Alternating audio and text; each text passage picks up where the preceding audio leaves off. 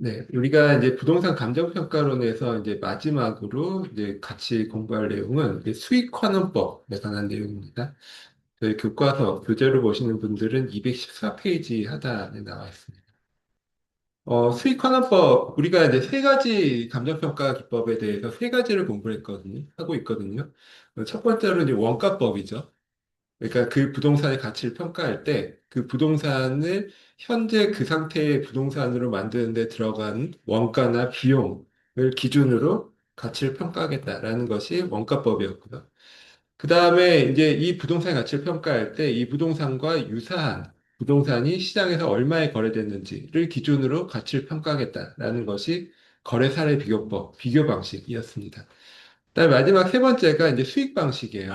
즉, 이 부동산의 가치는 이 부동산으로부터 발생하는 수익을 기준으로 이제 평가를 한다. 즉, 수익이 크면 부동산의 가치도 높을 것이고요. 이제 수익이 낮으면 부동산의 가치도 낮아진다라는 것이 수익 환원법, 수익 방식입니다. 그래서 이제 이 수익 환원법은 어떻게 보면은 간단한 내용입니다. 그러니까는 우리가 이제 크게 보면 수익 환원법이란 그 수익 환원법으로 부동산의 가치를 구할 때 이것을 수익 가치라고 얘기를 하거든요. 그래서 수익 가치는 간단한 모형으로는 그 부동산으로부터 발생하는 순수익을 환원 이율이라는 것으로 나눠주면 어떤 부동산의 수익 가치를 구할 수가 있어요. 근데 이게 이제 좀 더 복잡하게 한다라면 이 부동산으로부터 발생하는 1년차 수익, 2년차 수익, 3년차 수익 이런 것들이 다 달라질 수가 있죠. 그리고 이걸 나중에 처분했을 때 뭐 시세 차이 이런 것들도 이제 수익으로서 기대를 할 수 있는데 그렇게 해서 이제 그렇게 몇 년 차의 그 수익, 순수익을 다 예, 환원을 해서 현재 부동산의 수익 가치를 구하는 방법도 있습니다. 그건 좀 더 복잡한 방법이고요. 근데 우리가 일반적으로 또 통상적으로 또 중개사 시험에서 다루는 정도의 내용은 그냥 1년차 순수익을 환원이율로 나눠주는 것입니다. 그러니까 예를 들어서 어떤 투자를 통해서 1년 차에 뭐 임대료 뭐 해서 뭐 순수익이 얼마 발생했다라고 하면 그 순수익을 적용되는 환원율이라는 것으로 나눠주면 그 부동산의 수익 가치, 부동산의 가치를 구할 수 있다. 이런 개념이고요. 이게 가장 이제 보편적으로 쉽게 많이 쓰이는 거죠. 그래서 이 내용만 일단 공부를 하시면 되고, 뭐 중개사 시험에서도 이 관련돼서 계산 문제 많이 출제가 됐잖아요. 그래서 많이들 이제 보셨을 텐데, 이때 이제 우리가 예전에 뭐 중개사 시험에서는 그냥 1년차 순수익이 뭐 얼마고, 현황률이 얼마면 투자 가치, 수익 가치가 얼마다, 이런 식으로 이제 구하는 단순한 문제들이 나왔었거든요. 근데 이제 요즘은 당연히 조금 이제 난이도가 높아지면서 1년차 순수익을 어떻게 구하는지, 또 환원이율도 자료가 주어졌을 때 환원이율을 어떻게 구하는지, 이런 것까지 거쳐서 이제 수익 가치를 구하도록 그런 식으로 출제가 됩니다. 우리가 뒤에 그 계산 문제에서도 이 기출 문제들이 이런 내용들이 계속 반복된다라는 것을 이해를 하실 거예요. 그래서 이제 순수익을, 이제 먼저 순수익을 어떻게 구하는지부터 먼저 따져보고, 그 다음에 환원이율을 어떻게 구하는지 따져보고, 그에 따라 수익 가치를 어떻게 구하는지 계속 이어서 공부하도록 하겠습니다.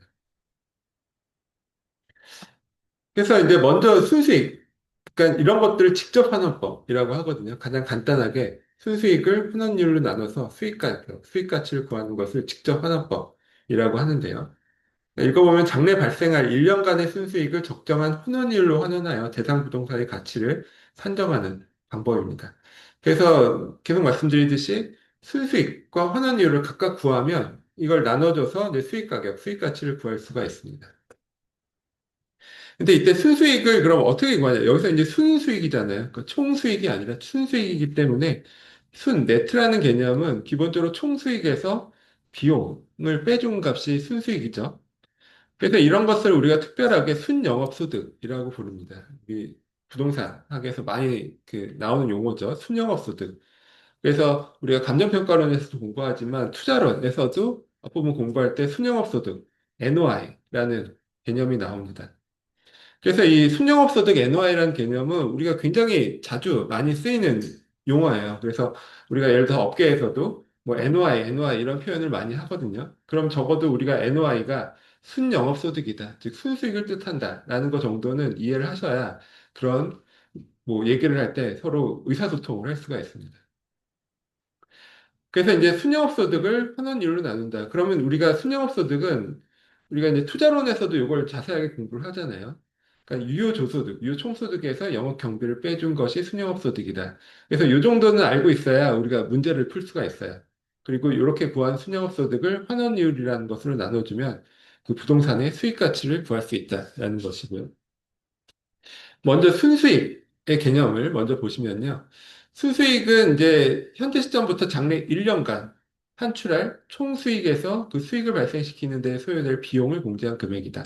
지금 말씀드린 것처럼 유효총소득, 유효총수익에서 영업경비 이런 것들을 빼주면 순수익을 구할 수가 있습니다.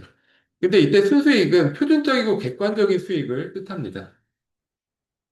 우리가 이제 부동산이라고 하면 부동산의 가치를 평가할 때 가장 중요한 것이 최유효 이용을 전제로 해서 부동산의 가치를 평가한다라고 말씀을 드렸어요.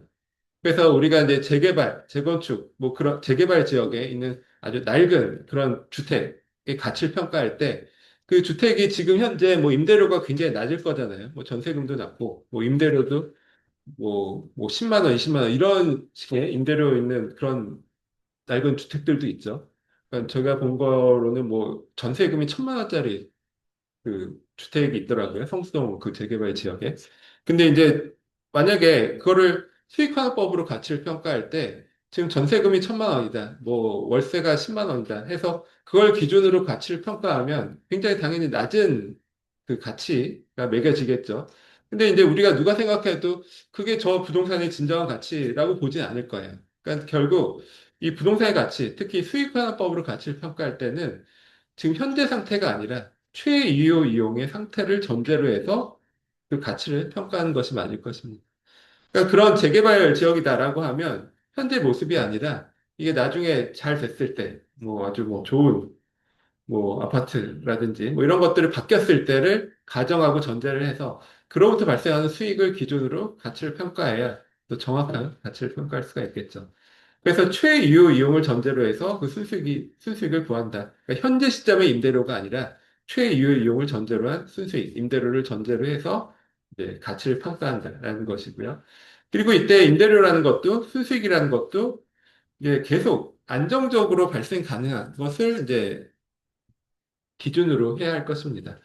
그래서 뭐 요즘에 뭐 많이 이제 뭐 팝업 스토어라든지 뭐 이런 식의 굉장히 고가의 임대료들이 책정되는 경우들이 있잖아요. 근데 이제 그런 경우에 과연 현재 뭐 한 달, 뭐 두 달, 그렇게 이제 주고 들어오는 그런 높은 임대료를 기준으로 가치 평가를 하면 굉장히 좀 오류가 생길 수가 있겠죠. 그러니까 결국 이제 계속 종합적으로 말씀드리면 현재 임대료가 아니라 이게 꾸준히 안정적으로 발생할 수 있을지, 그리고 그것을 최유효 이용 상태를 전제로 해서 그 순수익을 이제 구해보고 그걸 기준으로 가치를 평가해야 된다라는 그런 뜻입니다. 그리고 이제 여기서 뭐 삼각전 순수익, 삼각 후 순수익 뭐 이런 것들이 좀 나오거든요. 근데 우리가 지금 부동산 학개론, 뭐 부동산 투자론, 부동산 감정평가론에서 이제 공부하는 내용은 기본적으로 삼각전 순수익을 기본으로 합니다. 그러니까 삼각전이라는 것은 감가상각을 하기 전에 순수익을 뜻해요. 우리가 이게 투자론에서도 이제 공부를 하는데 우리가 지금 말씀드린 것처럼 순영업 소득을 구할 때는 유효총소득에서 영업경비를 빼주거든요. 근데 영업경비에는 감가상각비가 영업경비에 포함되지 않습니다. 그러니까 감가상각이라는 것은 우리가 가상의 비용이죠. 그리고 실제로 내가 뭐 관리비나 수수료처럼 내 호주머니에서 현금이 나가는 것이 아니라, 그러니까 1년간 뭐 건물이 1년 동안 낡아졌다. 그러면 낡아진 만큼을 감가상각으로 비용 처리를 하는 것이잖아요. 그래서 이것은 현금이 오고 들어가는 것이 아니에요. 그래서 우리는 기본적으로 현금 흐름을 계산하는 것이기 때문에 이런 순영업 소득을 구할 때는 감가상각비를 이제 빼주지 않습니다. 즉, 순영업 소득을 구할 때 빼줘야 되는 영업 경비에 감가상각 비용이 포함이 되지 않는다. 이런 뜻이죠. 그래서 이제 기본적으로 이 순영업소득, 순수익은 삼각전 순수익에 해당하는 것이고요.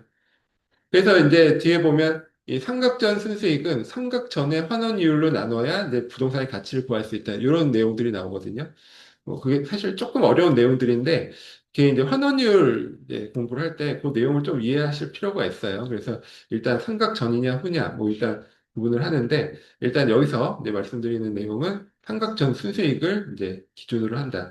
그래서 우리 이제 중개사 시험에서도 이런 계산 문제 많이 나오거든요. 근데 거기에 전제를 뭐 가로 열고 뭐 삼각전 순수익 뭐 이런 식으로 문제가 나와요. 그러니까 거의 항상 삼각전 순수익을 기준으로 합니다. 그게 이제 감가상각을 하기 전. 즉, 뭐 비용 처리를 할 때 감가상각을 빼기 전에 순수익을 기준으로 한다라는 그런 표현이거든요. 그래서 뭐 요거는 이제 참고로 이제 알아두시면 될 것 같고요. 그래서 이제 이거보다 더 중요한 것이 이제 뒤에 환원이율 관련돼서 이 내용이 감가상각에 관한 내용이 나오니까 그때는 다시 설명을 드리도록 하겠습니다. 그리고 이때 순수익은 결국 잘 구해야 되는 거죠. 우리가 어떤 부동산의 수익 가격을 구할 때 순수익을 이제 잘 구해야 더 정확한 부동산의 가치를 구할 수 있겠죠. 그래서 순수익을 잘 구하는 방법으로 뭐 직접법, 간접법 이런 것들이 있습니다. 결국 종합적으로 고려를 해야 됩니다. 그러니까 종합적으로 고려를 해서 예를 들어서 이 부동산의 임대료가 지금 얼마 나오는지 또 물론 중요하겠지만 주변의 시장 조사를 통해서 과연 이 임대료가 적정한지 이런 것도 따져봐야 되겠죠.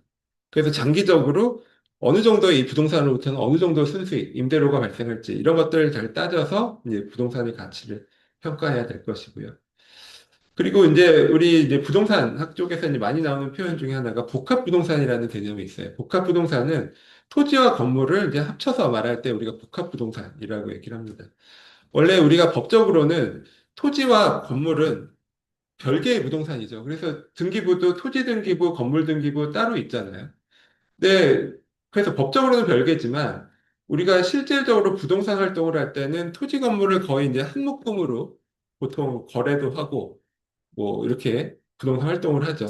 그래서 이제 그렇게 하나 묶어서 부를 때를 우리가 복합 부동산이라고 하고요.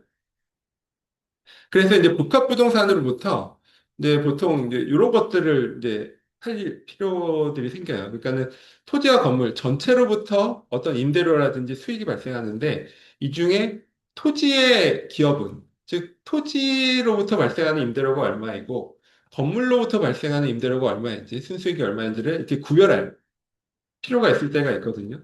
그러니까 그런 거 왜 필요하냐면은 그러니까는 토지와 건물, 즉 복합 부동산으로부터 토지만의 가격, 또 건물만의 가격을 구해야 될 일들이 있습니다. 우리가 나중에 그런 문제도 풀어볼 거예요. 그래서 토지만의 가격을 그 복합 부동산, 즉 토지와 건물이 동시에 존재하는 복합 부동산으로부터 토지만의 가치, 토지만의 가격을 구하려면 먼저 선행돼야 될 것이 전체 임대료에서 토지의 비중, 즉 토지 임대료가 얼마인지를 이렇게 골라내야 돼요. 그래서 건물의 가치를 판정하려면 또 건물 전체 임대료 중에 건물의 임대료가 얼마인지를 또 골라내야 됩니다. 그런 이제 작업들이 필요하거든요. 우리가 보통 이제 임대료를 산정할 때 토지 건물을 전체 임대해서 임대료 산정할 때 우리가 계약상으로 뭐 토지 임대료는 얼마고 건물 임대료는 얼마고 이렇게 구분해서 계약을 하지 않잖아요. 그러니까 전체로 임대료를 계산을 하죠. 근데 그 중에서 우리가 이런 가치평가 활동을 할 때는 그 중에서 토지의 몫이 얼마이고 건물의 몫이 얼마인지를 이제 골라내야 된다라는 것입니다. 그런 걸 통해서 토지만의 가치, 건물만의 가치를 별도로 구한다. 그런 것들이 이제 필요할 때 이런 방법론들을 쓰는데요. 이런 것들을 뭐 토지자녀법, 건물자녀법, 이렇게 표현을 합니다.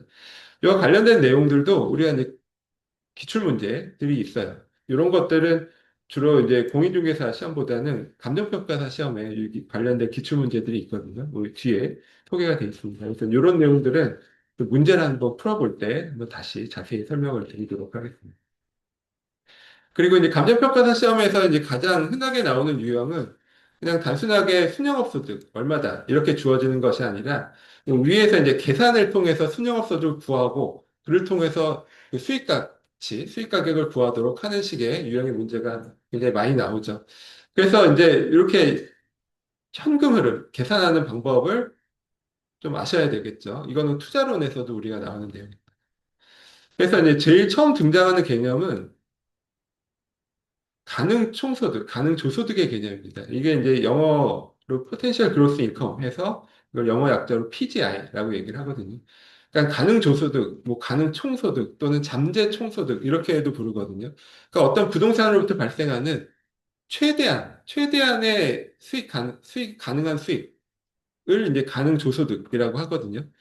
그러니까는 예를 들어서 어떤 원룸 빌딩이 있을 때 원룸이 뭐 100개가 있고 뭐 시장에서 뭐 임대료가 뭐 달에 50만 원 정도 임대료가 예상이 된다라고 하면 이 원룸 빌딩이 가능한 총소득은 100개 원룸 곱하기 뭐 월 50만 원이죠. 그리고 1년치를 계산하니까 곱하기 11 해주면 되겠죠.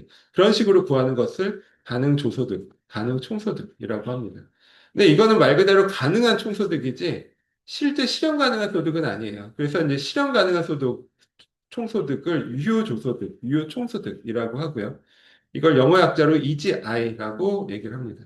이것은 가능 조소득에서 공실이나 불량부채 상당액을 빼주고 기타 소득이라는 것을 더해서 구합니다. 보통 이제 중개사 시험에서는 그냥 공실만 주어지죠. 그럼 가능 조소득이 얼마일 때 공실률이 10%다. 그럼 10%뺀 만큼을 이제 유효총소득, 유효조소득 이렇게 우리가 구할 수가 있습니다. 근데 여기까지는 이제 총소득 개념이죠. 경비를 빼기 전의 개념이고, 여기서 우리가 지금 가치를 구하려면, 부동산의 가치를 구하려면 순영업소득을 구해야 됩니다. 순영업소득은 결국 유효조소득에서 영업 경비를 빼준 값이에요. 그래서 이게 뭐 단순하게 우리가 시험이 나온다라면 유효조소득이 얼마고 영업 경비가 얼마다 이렇게 주어집니다. 그러면 거기서 두 가지를 빼주면 이제 순영업 소득을 구할 수가 있겠죠. 근데 이게 좀 더 복잡하게 요즘에 나오는 추세라서 구체적으로 영업 경비에 뭐가 들어가고 뭐가 해당이 안 되는지까지 이제 골라내야 풀 수 있게 출제가 돼요. 이게 실제로 중개사 시험에서도 그렇게 출제가 되죠.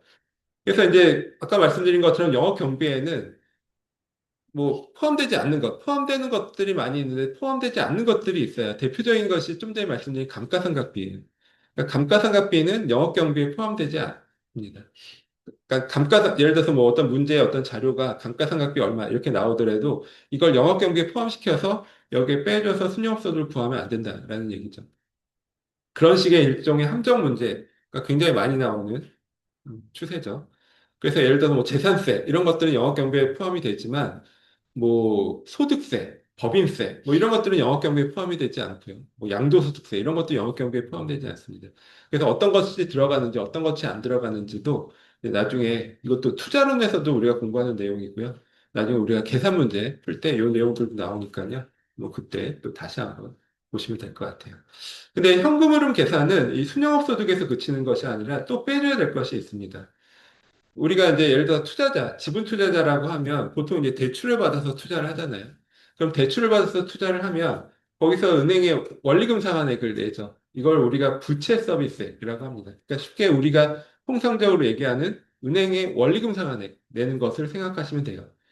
그걸 영어 표현으로 부채 서비스액, 뭐 영어 약자로 DS 이렇게 표현을 하거든요.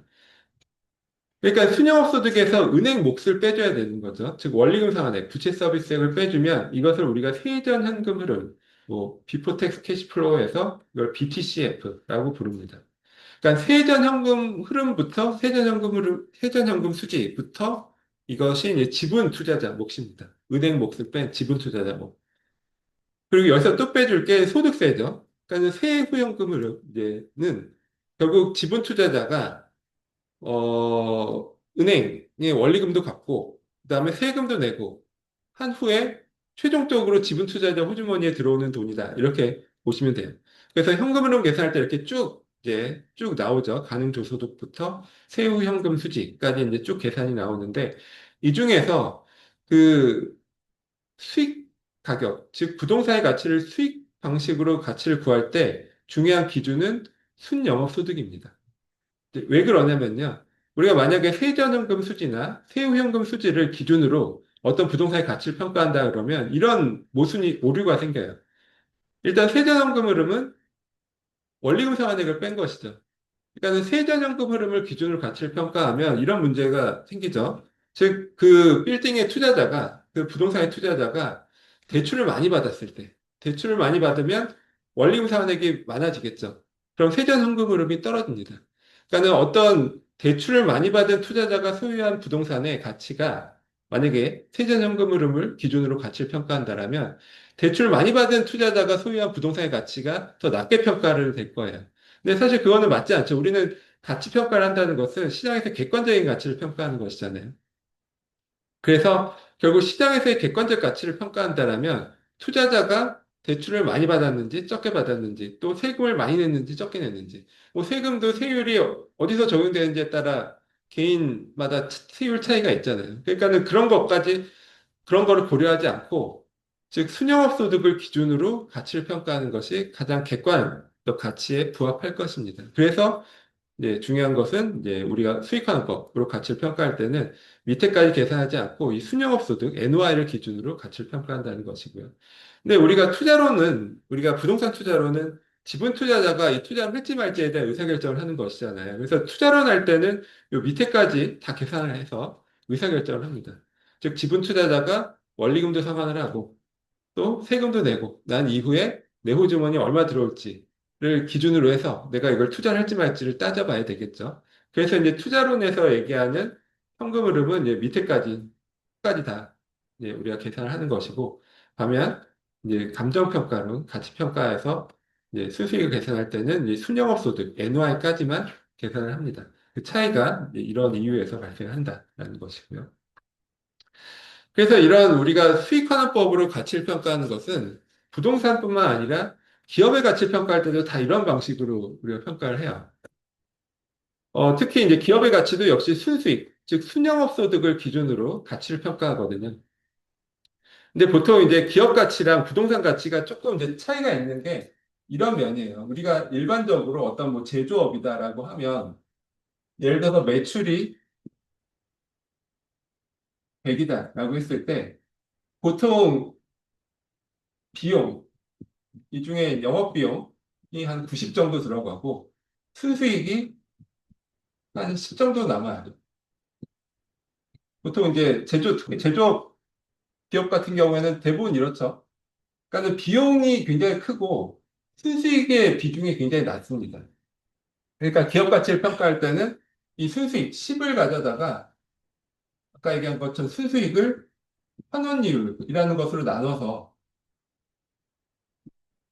기업 가치를, 부동산의 가치를 평가하듯이 기업 가치도 마찬가지예요. 기업에서 발생하는 매출에서 비용을 뺀 순수익을 환원율로 나눠주면 그 기업의 가치를 구할 수 있습니다. 이때 적용되는 환원율도 우리가 뒤에서 보면은 부동산의 경우에도 토지에 적용되는 환원율, 뭐 건물에 적용되는 환원율 이런 것들이 다 다르거든요.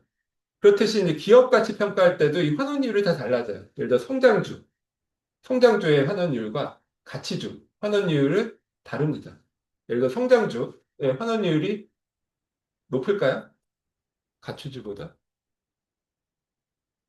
성장주의 환원율이 낮죠. 그러니까 성장주라는 거는 앞으로 기대감이 높은 그런 예를 들어 뭐 테크 기업 이런 것들을 말하는 것이고 가치주는 그리고 지난 시간에 얘기했었잖아요. 가치주는 뭐 코카콜라, 뭐 맥도날드 이런 거들 지금 당장 수익이 현금 흐름이 발생하는 이런 것들을 가치주라고 했죠. 그러니까 성장주는 그러니까는 가치주는 현재 그 현금 흐름이 수익이 많이 발생하는 것이고 성장주는 현재는 수수익, 현금 흐름이 별로 없지만 앞으로 미래를 보고 이제 투자라는 것이 이제 성장주잖아요. 그럼 성장주에 적용되는 환원율은 보통 낮을 수밖에 없어요. 그러니까 환원율이 낮게 적용된다는 것은 똑같은 순수익일 때 가치를 더 높게 받는다는 그런 뜻이죠. 반면 가치주 같은 경우에는 환원율이 성장주보다는 높게 적용이 됩니다. 그래서 순수익은 많이 발생하더라도 가치주는 환원율이 높게 적용되기 때문에 기업 가치가 떨어지게 평가를 하는 거예요. 물론 이때 그래서 이 환원율이라는 개념이 굉장히 중요합니다. 우리가 지금 공부하는 내용들은 사실 뭐 부동산뿐만이 아니라 뭐 일반 기업이라든지 모든 물건의 가치를 평가할 때 다 공통적으로 적용되는 것이거든요. 그래서 우리가 뭐 투자를 하거나 할 때 가치를 평가할 때 가장 기본되는 내용들입니다. 그래서 이 환원율을 얼마 적용하는지가 굉장히 중요한데 어쨌든 이제 기업의 가치를 평가할 때도 이런 식으로 합니다. 그러니까 매출에서 비용을 뺀 순수익을 환원율이라는 것으로 나눠서 기업의 가치를 평가합니다. 그러면은 이제 기업에서 생각해보면 비용이 90이니까 기업에서 가장 특히 예를 들어서 뭐 사모펀드 뭐 이런 데들이 기업을 인수를 해서 가치를 높여서 파는 그런 일들을 하잖아요. 그럼 걔들이 이제 하는 가장 중요한 일이 뭘까요? 우리가 어떤 기업을 인수를 해서 매출을 늘리는 거는 굉장히 어려워요. 당연히 어렵겠죠. 근데 손쉽게 할 수 있는 것은 비용을 줄이는 겁니다. 그럼 예를 들어서 이런 기업을 인수를 했는데 비용을 90에서 80 정도로 줄였어요. 그럼 그냥 약간 줄였다라고 생각할 수 있지만 비용을 90에서 80으로 줄이면 순수익이 10에서 20으로 늘어나요. 그럼 위에 환원율을 적용했을 때 순수익이 10에서 20으로 늘어나면 당장의 비용을 90에서 80으로 줄인 것만으로 기업 가치를 두 배로 높일 수가 있거든요. 그러니까 이런 식으로 이제 작업을 하는 거죠. 그래서 뭐 그런 이제 새로운 사모펀드들이 기업을 인수하면 제일 먼저 하는 게 이제 특히 미국 같은 경우에는 이제 구조조정을 하죠.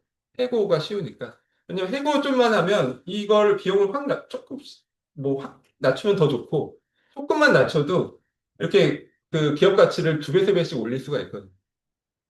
그러니까 그런 식으로 많이 이게 이제 하는 그런 부분이 있고 사실 이제 부동산의 경우에도 사실 이게 이제 가능은 한데 문제는 부동산의 경우에는 임대료에서 예를 들어 비용으로 나가는 게 많지가 않아요.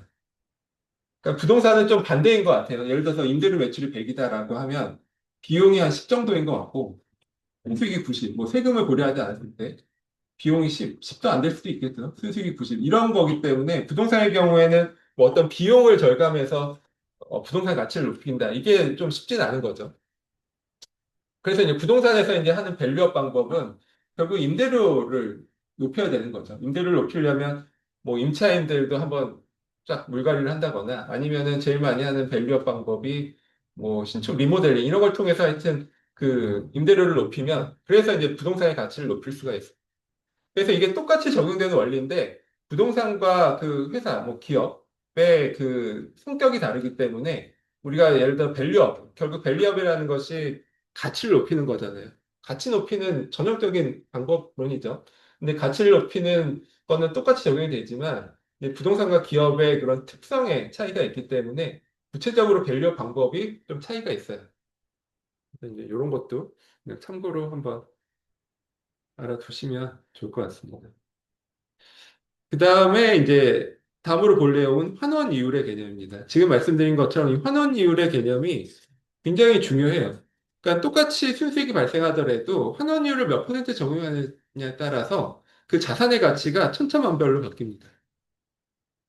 그래서 이제 환원 이율이 중요한데 이것도 이제 공부 제대로 하면 굉장히 복잡하거든요. 복잡하고 뭐 사실 굉장히 어려운 내용이에요. 사실 어려운 내용인데 우리는 최대한 이제 간단하게 뭐 시험에 나오는 정도로만 이해를 하고 넘어가도록 하겠습니다.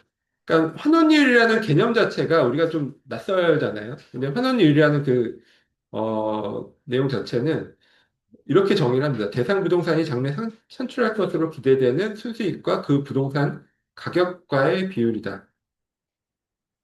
뭐 순수익을 자본화하는 매개 역할을 하고 한 해의 순수익을 기준 시점의 경제적 가치로 환산하기 위해 적용되는 이유입니다.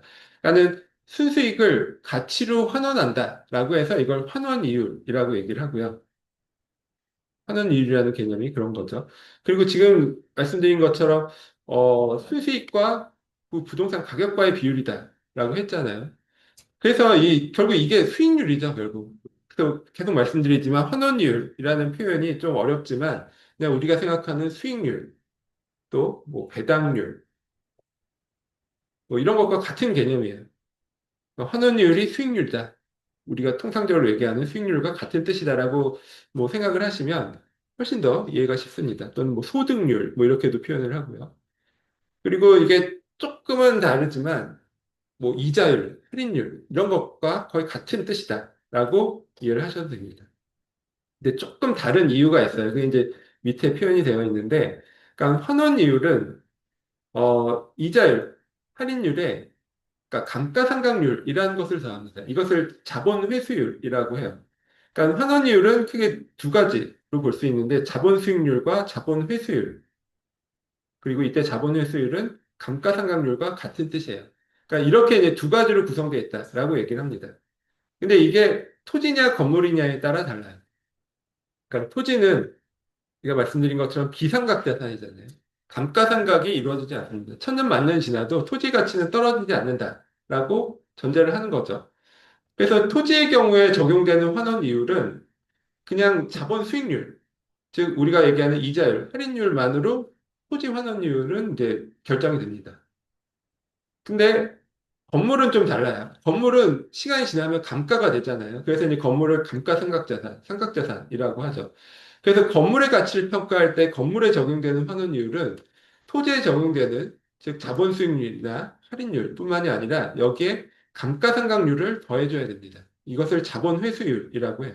그러니까 감가상각이라는 것이 내 투자 자본을 감가상각되는 만큼 매년 회수를 해야 되잖아요. 그래서 감가상각률을 다른 말로 자본 회수율이라고 합니다.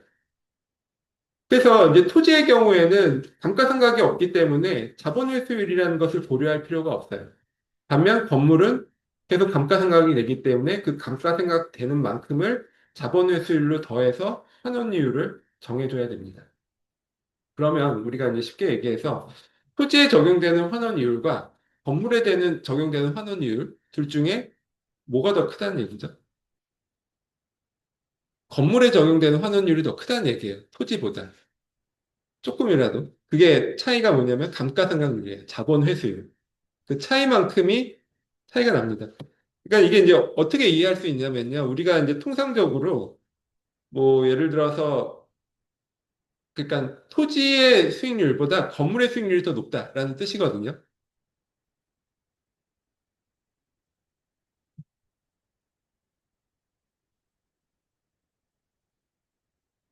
그러니까 예를 들어서 이제 토지도 100의 가치가 있는 토지가 있고 건물도 100의 가치가 있는 건물이 있어요. 그럼 여기서 이제 토지로부터 토지에 대한 임대료가 나오겠죠.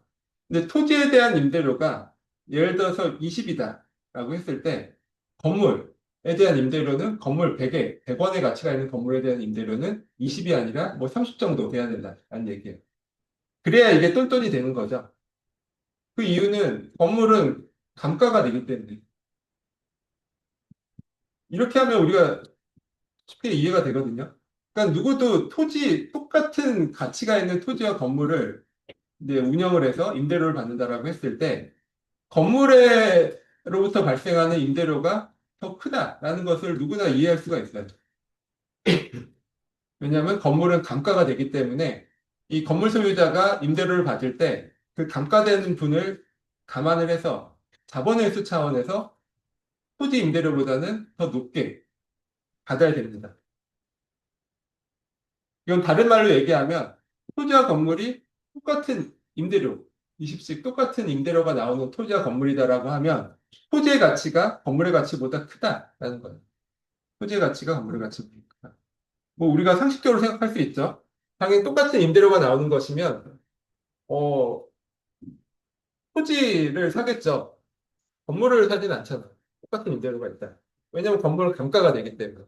딱 그 이유죠. 그러니까 토지와 건물의 차이는 이 감가상각 만큼의 차이가 발생하는 거예요. 감가상각만큼의 차이가 발생한다. 그래서 수익률을 계산할 때나 가치를 평가할 때나 모두 이 감가상각분을 고려를 해줘야 됩니다. 건물의 가치를 평가할 때. 그래서 이제 그런 내용들, 우리 나중에 이제 계산 문제 풀 때 이 내용들이 좀 나오거든요. 네, 한번 설명을 좀 드려보고요. 그리고 이제 환원이율은 지금 말씀드린 것처럼 여기도 뭐 굉장히 복잡하게 막 쓰여져 있잖아요. 근데 이제 이런 내용들은 지금 말씀드린 요 정도로 이해를 하시고, 우리가 이제 중개사 시험에서 이제 가장 많이 나오는, 거의 매년 나오는 게 하나 있죠. 그게 이제 219페이지 하단에 있는 물리적 투자 결합법입니다. 그러니까 지금 말씀드린 것처럼 건물에 적용되는 환원율, 건물에 적용되는 수익률과 토지에 적용되는 환원율, 토지에 적용되는 수익률이 달라요. 그리고 뭐 다른 이유는 감가상각의 차이가 있기 때문이고, 그리고 항상 건물의 환원율이 토지 환원율보다 더 높다. 그 감가상각률, 자본 회수율만큼 건물 환원율이 토지 환원율보다 높다. 즉 건물 수익률이 토지 수익률보다 높다는 얘기예요. 그 얘기는 토지의 가격이 건물 가격보다 똑같은 조건에서는 토지 가격이 건물 가격보다 항상 높다라는 것과 같은 뜻이죠. 그래서 이제 이런 것들을 이제 건물 환원율과 토지 환원율이 주어졌을 때 이것을 이제 가중평균, 그러니까 가중평균이라는 것은 비율대로 산술 단순하게 더하고 나눠 2로 나눠주는 것이 아니라 그 비율만큼 가중해서 평균한다는 것을 가중평균이라고 하잖아요. 그래서 이제 전체 부동산, 그러니까 토지와 건물 전체에 적용되는 복합부동산의 종합환원이율을 산정할 때 이 건물 환원이율과 토지 환원이율을 가중평균해서 계산을 합니다. 그래서 이때 전체 부동산의 가격 대비 토지의 가격이 몇 퍼센트인지 토지 비율 곱하기 토지 환원율을 곱해주고요. 그다음에 전체 부동산의 가격 대비 건물 가치 비율이 몇 퍼센트인지, 즉 건물 비율에 건물 환원율을 곱해서 양자를 더해주면 이 복합 부동산 전체에 적용되는 환원율을 구할 수가 있습니다. 그래서 이렇게 해서 이제 문제 푸는 게 엄청 많이 나와요. 객관식 시험에서. 왜냐하면 이게 가장 간단하게 이제 계산할 수 있는, 그러니까 뭐 어떻게 보면 뭐 거의 뭐 암산으로도 뭐 하시는 분들은 금방 할 수 있는 그런 정도 간단한 문제거든요. 그래서 거의 매해 뭐 출제가 되는 걸로 알고 있습니다. 그래서 이제 요 정도 이해를 하시고, 뭐 또 이거를 뭐 금융적 투자 결합법이라고 해서 뭐 지분 투자자의 요구 수익률, 또 대출자, 이걸 저당 투자자라고 하죠. 담보 잡고 은행에서 돈 빌려주는 대출자의 요구 수익률. 결국 대출자의 요구 수익률이라는 것은 뭐 대출 이자율 이런 것들이죠. 그래서 이것도 역시 가중평균을 해서 환원율을 구할 수도 있어요. 그래서 이제 보통은 이 위에 토지와 건물로 나눠서 환원율을 구하는 것이 일반적으로 출제가 되는데 아주 뭐 가끔 가다가 중개사 시험에서는 요거가 나오기도 하더라고요. 그러니까 지분 투자자의 요구 수익률과 대출자의 요구 수익률을 가중 평균을 해서 이제 환원율을 구하는 식의 문제도 나오기도 합니다. 그래서 이것도 이제 뒤에 이제 계산 문제로 이제 우리가 풀어볼 거거든요. 그래서 이제 그 정도 이해를 하시면 되고 또 하나 이제 자주 나오는 것이 부채 감당률법이에요. 이거는 뭐 매년은 아니지만 뭐한 몇 년에 한 번 정도씩은 출제가 되는 것 같아요. 중개사 시험에. 그래서 이제 부채 감당률이라는 것이 있고요. 이제 부채 감당률이라는 것은 순영업 소득을 이제 부채 서비스에 원리금 상환액으로 나눈 것을 부채 감당률이라고 합니다. 그렇게 우리가 불러요. 그렇게 정의를 합니다. 그래서 이제 여기에 저당 비율을 곱하고 저당 상수라는 것을 세 가지를 곱해주면 이 환원율을 구할 수 있다라는 게 이제 부채 감당률 법이거든요. 그, 뭐 사실 저는 이게 왜 이렇게 시험에 자주 나오는지는 잘 모르겠는데 어쨌든 예, 중개사 시험 네, 출제하시는 분들이 이런 걸 좋아하시는 것 같아요. 그래서 이제 굉장히 자주 나오는 것이고, 근데 뭐 이거는 뭐 사실 그냥 외우는 수밖에 없죠. 그래서 아마 중개사 시험 이제 준비하시는 분들은 뭐 이런 것도 뭐 악부자 따서 막 외우고 막 그러실 거예요. 어쨌든 요거 부채 감당률법하고 물리적 투자 결합법 요게 이제 자주 나오는 거기 때문에 우리가 이제 뒤에 이제 계산 문제 풀 때 요 내용들도 한번 같이 보도록 하겠습니다. 그 나머지 내용들은 뭐 그냥 참고로 한번 보시면 되고요. 제가 이제 말씀드렸듯이 이제 오늘 이제 수시 시험을 보고요. 다음 주부터 이제 3주 이제 수업이 남았거든요. 3주 동안은 우리가 지금까지 이제 공부했었던 내용을 바탕으로 해서 이제 복습을 하면서 이제 계산 문제, 뒤에 있는 계산 문제를 같이 풀어볼 겁니다. 한 40문제 정도 될 텐데요. 그냥 하나씩 차근차근 이제 풀어보도록 할 거고요. 그러면서 이제 배웠었던 내용들 좀 복습을 할 거고요. 그리고 나서 이제 마지막에 이제 기말고사 보게 됩니다. 기말고사는 오픈북 시험이고 대신 계산 문제 출제가 됩니다.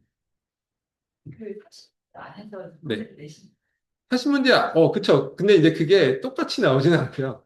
그걸 이해하는 것을 전제로 해서 이제 출제가 된다라고 생각하시면 될 것 같아요. 네?